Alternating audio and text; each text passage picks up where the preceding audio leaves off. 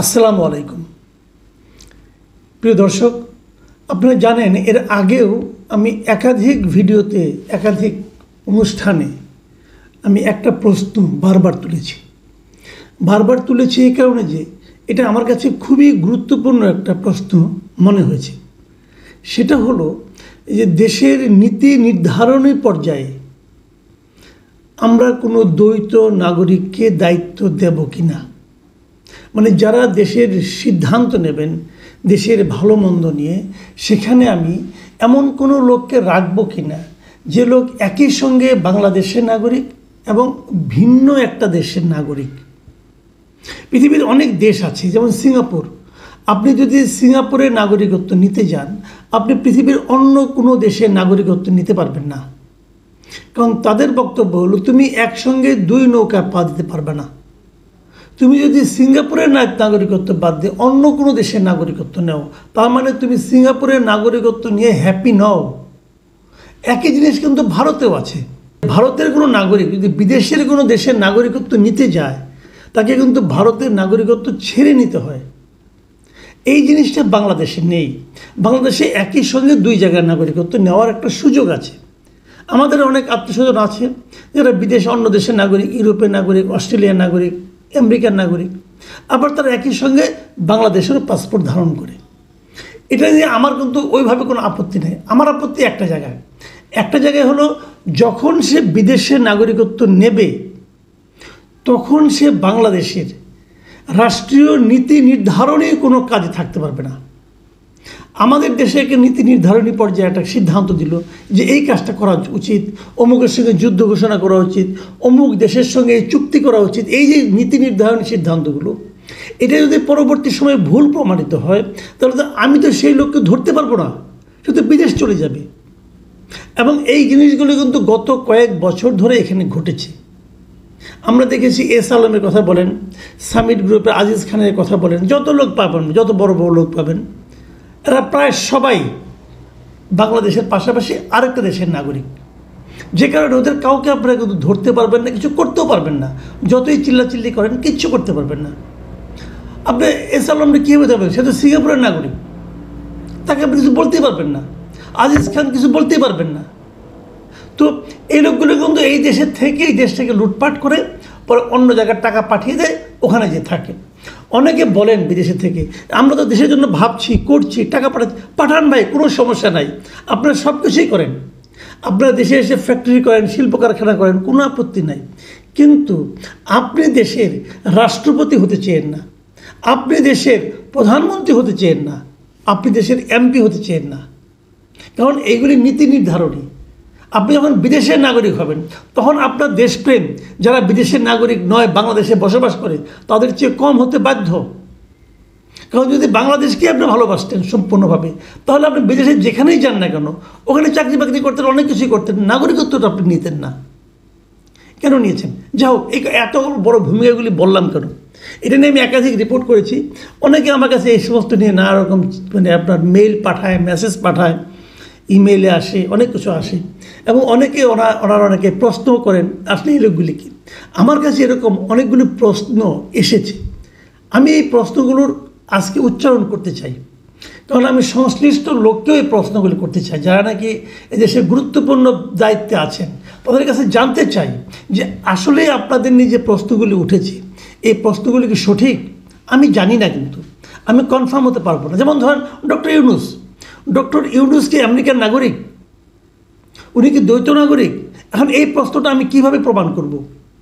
আমি কি doctor ইউনূসের passport দেখতে চাইতে পারবো যদি উনি না দেখান? আমি যতটুকু জানি উনি একটা লাল পাসপোর্ট নিয়েছেন, সেই লাল পাসপোর্টের নাম্বারও আমি পেয়েছি। কিন্তু যে কোনো নতুন পাসপোর্ট নিতে গেলে সেই পাসপোর্টে কিন্তু পুরনো পাসপোর্টের একটা ইতিহাস থাকে। আগের পাসপোর্ট নাম্বারটা কত ছিল? ডক্টর ইউনূসের লাল পাসপোর্টে কি সেই নাম্বারটা আছে? আগের নাম্বারটা সেটা কত নাম্বার? সেই পাসপোর্টটা উনি কতদিন আগে নিয়েছিলেন? উনি এত ঘন ঘন বিদেশে যাওয়া আসা করতেন, আগে দেখছি আমরা, এখনও দেখছি। তো তার তো পাসপোর্টে ইমিগ্রেশনে সিল পড়তে পেজ তো প্রতি বছর তো 2-3 টাকা তার পাসপোর্ট নবায়ন করার কথা। অতবার কি করেছেন? নাকি তিনি অন্য কোনো দেশের পাসপোর্টে চলাফেরা করতেন? এই প্রশ্নগুলো যদি উঠে, আপনি কিভাবে এটা সমাধান করব? আমি ডক্টর ইউনূসকে জিজ্ঞাসা করতে চাই, আপনি বলুন, আপনি যেহেতু আপনাকে নিয়ে একটা প্রশ্ন উঠেছে, আপনি এটা একটা সমাধান দিন আমাদেরকে। বলুন আপনার অবস্থানটা কি? আপনি কি বিদেশের নাগরিক নাকি নাগরিক না? আপনি কি একই সঙ্গে আরেকটা দেশের নাগরিক হলে কোন দেশের নাগরিক? আমাদের বলতে আপনার অসুবিধাটা কি? লজ্জা পাচ্ছেন কেন? এখানে তো লজ্জা পাওয়ার কিছু নেই। আর যদি বাংলাদেশের সংবিধান আপনি মানেন, সংবিধানে বলা হয়েছে যারা অন্য দেশের নাগরিক তারা এই ধরনের সাংবিধানিক কোনো পদে যেতে পারবেন না, মানে মন্ত্রী এমপি হতে পারবেন না। শপথ নিয়ে যে কাজগুলি করতে হয়, যে কাজগুলি করার জন্য শপথ নেওয়ার দরকার পড়ে, সেই সমস্ত পদে ওনারা যেতে পারবেন না। সেই বিচারে ডক্টর ইউনূস হয়তো প্রধান উপদেষ্টা হতে পারবেন না। তাই যেহেতু প্রশ্নটা উঠেছে, আমি ওনার কাছে উত্তরটা চাই। আমি চাইবো ওনার প্রেস উইং এই ব্যাপারে একটা ব্যাখ্যা দেবে। তারপরে ব্যাখ্যা যদি ভুল হয় তখন এটা নিয়ে আবার আলোচনা হতেই পারে, কোনো সমস্যা নেই। যেমন ওনার কন্যা দিনা আফরোজ ইউনূস, আমার কাছে একজন লিখেছে উনিও নাকি মার্কিন নাগরিক। এটা কি সত্য? আমি জানতে চাই। আমি আরও কিছু প্রশ্ন করব, এগুলো আমি জানতে চাই যে আসলে কি। যেমন ধরা যাক, উপদেষ্টাদের মধ্যে একজন সৈয়দ রিজওয়ানা হাসান, বলা হচ্ছে উনি ব্রিটিশ নাগরিক, একই সঙ্গে দ্বৈত নাগরিক। আবার ধরুন আমরা যদি আমার কাছে যে মেসেজগুলো এসেছে, আমি মেসেজগুলি পড়ে পড়ে শোনাচ্ছি প্রশ্নগুলি। যেমন প্রধান উপদেষ্টার আন্তর্জাতিক বিষয় সংক্রান্ত বিশেষ দূত, উনি আবার উপদেষ্টার মর্যাদায় প্রাপ্ত। ওনার নাম হল মিস্টার লুৎফে সিদ্দিকী। উনি বিদেশ থাকেন দীর্ঘদিন, উনি সুইজারল্যান্ডের নাগরিক এবং একই সঙ্গে বাংলাদেশের নাগরিক। ডক্টর খলিলুর রহমান, বহুল চর্চিত বহুল আলোচিত ব্যক্তি, উনি মানে গভর্নমেন্টের নিরাপত্তা উপদেষ্টা এবং রোহিঙ্গা বিষয়ক সমস্যা বিষয়ক হাই রিপ্রেজেন্টেটিভ। উনি দীর্ঘদিন ধরে আমেরিকায় আছেন, আমেরিকার নাগরিকত্ব নিয়েছেন, উনি দ্বৈত নাগরিক। আবার ডক্টর আনিসুজ্জামান চৌধুরী, উনি প্রতিমন্ত্রীর পদমর্যাদা প্রধান উপদেষ্টার বিশেষ সহকারী, উনি বড় অর্থনীতিবিদ, উনি অর্থনীতি নিয়ে অর্থ মন্ত্রণালয়ে কাজ করছেন, উনি অস্ট্রেলিয়ার নাগরিক।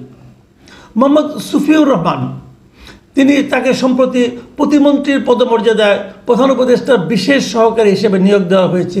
তিনি কাজ করবেন পররাষ্ট্র মন্ত্রণালয়ে। তিনি কিন্তু বাংলাদেশের পাশাপাশি সুইজারল্যান্ডেরও নাগরিক। তারপরে শেখ মঈনুদ্দিন, প্রধান উপদেষ্টার বিশেষ সহকারী হিসাবে প্রতিমন্ত্রীর পদমর্যাদায় সড়ক পরিবহন ও সেতু মন্ত্রণালয়ে উনি নিয়োগ পেয়েছেন।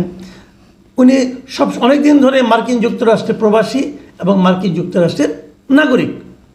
ফয়াজ আহমদ তৈয়ব, উনি প্রতিমন্ত্রী পদমর্যাদায় প্রধান উপদেষ্টার বিশেষ সহকারী, উনি প্রকৌশলী এবং তিনি একই ধারে বাংলাদেশ ও নেদারল্যান্ডের নাগরিক।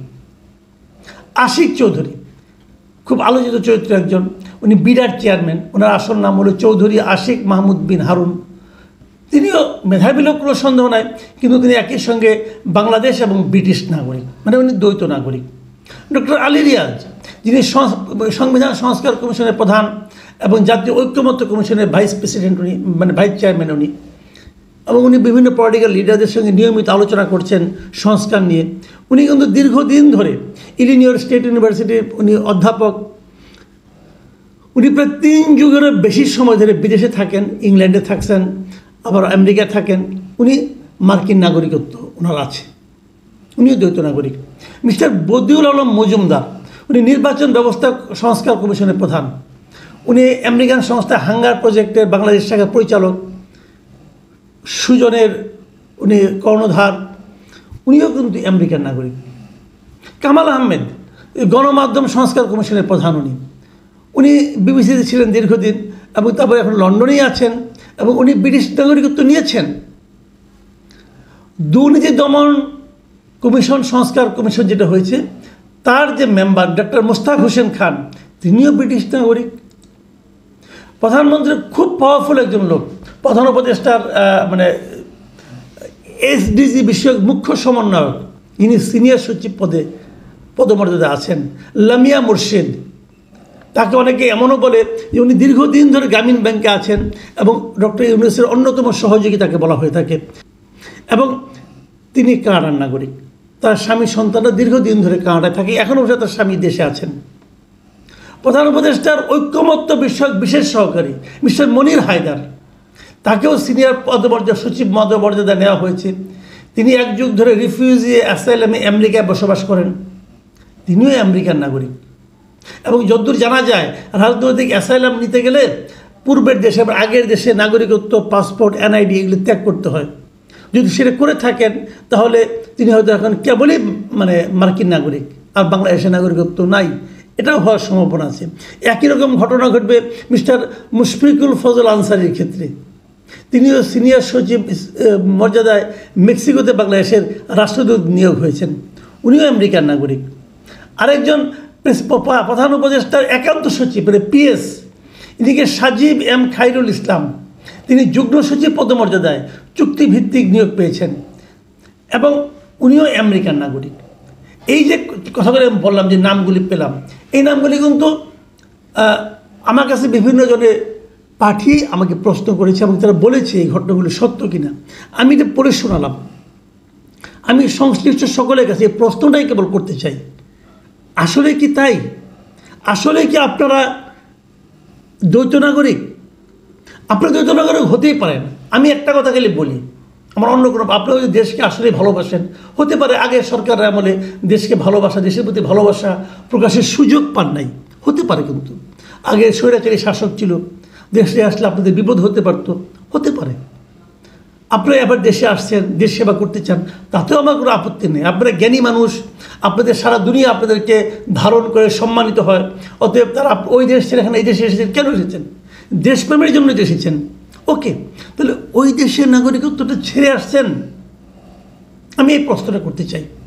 ওই যে আসলে আপনারা দেশকে ভালোবাসেন, ওই দেশের নাগরিকত্ব ছেড়ে আসুন, এসে প্রমাণ করুন যে আপনারা দেশকে ভালোবাসেন। আর যদি না ছেড়ে আসেন, মানে যদি ওইটাও হাতে রাখেন, তার অর্থ হবে এটাই যে আপনি এখানে আকাম কোকাম যদি করেন, তাহলে আপনাকে ধরার আগে আপনি জাস্ট টিকিট কেটে উড়াল দিবেন, আপনাকে আর আমি ধরতে পারবো না। এই দেশটা তো আমাদের, আমরা তো এই দেশে থাকবো, আপনারা তো থাকবেন না রে ভাই। আমরা কাকে ধরবো, কাকে জিজ্ঞাসা করবো এটা আপনি কেন বললেন, কেন করলেন? কারণ আপনারা তো তখন মার্কিন নাগরিক, কেউ সুইজারল্যান্ডের নাগরিক, কেউ কানাডার নাগরিক, আপনাদেরকে আমি পাবো কোথায়? প্লিজ, আপনারা মহান ব্যক্তি, আপনারা জ্ঞানী ব্যক্তি, আপনাদের কাছে স্বনির্বন্ধ অনুরোধ, হাত জোর করে বলতেছি ভাই, আপনারা আপনাদের ওই সুযোগটা ছেড়ে আসেন, ওই নাগরিকত্বটা ত্যাগ করে তারপর আমাদের এখানে কাজ করেন। আমি যাদের নাম বললাম তাদের প্রত্যেকের কাছে আমার অনুরোধ, আপনারা প্রকাশ্যে এসে বলুন যে আপনারা দ্বৈত নাগরিক নাকি নাগরিক না, নাকি আপনাদের ব্যাপারে এটা মিথ্যা অভিযোগ। আর যদি আপনারা দ্বৈত নাগরিকত্ব আসলেই নিয়ে থাকেন, তাহলে আপনাদের প্রতি অনুরোধ, আপনারা যে কোনো একটা ছেড়ে আসুন, আপনারা ওইটা ছেড়ে এই দেশে সেবা করুন। আর যদি ওইটা রেখে দেশে সেবা করতে চান, তাহলে আপনাদেরকে বলবো সরি, আপনারা আসলে দেশপ্রেমিক নন, আপনারাও ওই আগেরদের মতোই লুটপাট করতে আসছেন। প্রিয় দর্শক, আমি জানি আমি অনেক বড় প্রশ্ন করে ফেলেছি, কিন্তু একজন সাংবাদিক হিসাবে ক্ষমতাকে প্রশ্ন করাই আমার কাজ। আমি সেই বিবেচনায় মনে করি আমি একজন সাংবাদিকের ছোট সাংবাদিকের দায়িত্বটা পালন করেছি। প্রশ্ন করা যদি অপরাধ না হয়, তাহলে আমি মনে করব এই লোকগুলো, এই বিখ্যাত মানুষগুলো আমার এই প্রশ্নের জবাব দেবেন। প্রশ্ন সহজ, জবাব কি পাবো? যদি জবাব না পাই, তাহলে ভাববো যে আশঙ্কা আমি করেছিলাম সে আশঙ্কাই বোধহয় সত্য হতে যাচ্ছে। প্রিয় দর্শক, এখন এ পর্যন্তই। আল্লাহ হাফেজ।